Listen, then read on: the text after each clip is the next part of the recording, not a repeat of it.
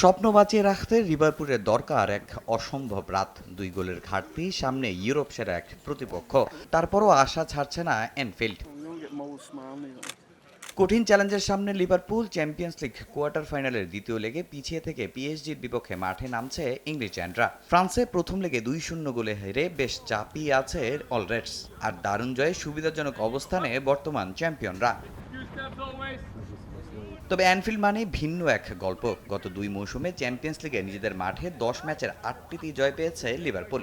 এমনকি লিগ ওয়ানের ক্লাবগুলোর বিপক্ষে ইউরোপীয় প্রতিযোগিতায় 18 ম্যাচে 14 জয়, যা এই ম্যাচের আগে আত্মবিশ্বাস যোগাচ্ছে স্বাগতিকদের। ইতিহাস বলছে 2 গোলে পিছিয়ে থাকলেও লিভারপুলকে কখনোই শেষ ধরা যায় না। 2019 সালে বার্সেলোনার বিপক্ষে প্রথম লেগে 3-0-তে পিছিয়ে থেকেও দ্বিতীয় লেগে 4-0-এর জয়ে অনন্য ইতিহাস গড়ে কামব্যাক করেছিল লিভারপুল। এবারও এমন কিছুর অপেক্ষায় আর্নে স্লট। প্রথম লেগে আমরা সেরা খেলাটা খেলতে পারিনি, কিন্তু অ্যানফিল্ডে আমরা সবসময় ভিন্ন দল।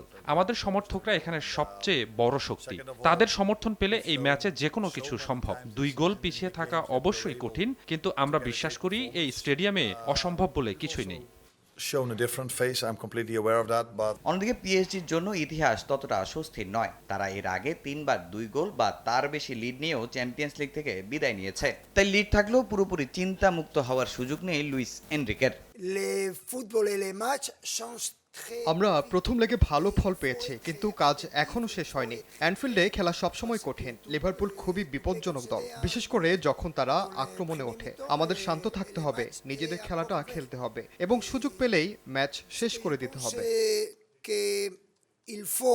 এই ম্যাচের শুরুটা হতে পারে সবচেয়ে গুরুত্বপূর্ণ।